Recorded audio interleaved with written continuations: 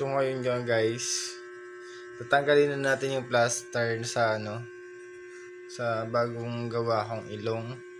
Ayan yan guys. Pero tinanggal ko na yung ilalim. Ayan ako guys. Nakikita nyo, tinanggal ko na yung ilalim.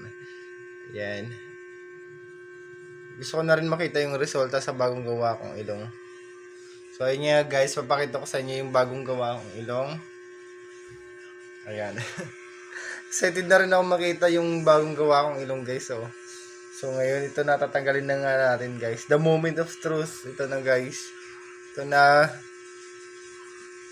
yung last day ng nung paglagay natin ng plaster sa ilong.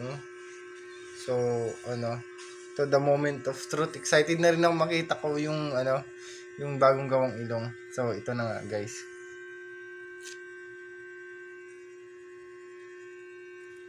Wait lang. Pinabago ba? Dok! Dok! Ano to? Parang wala naman nabago ah. Dok! Dok! Ano to?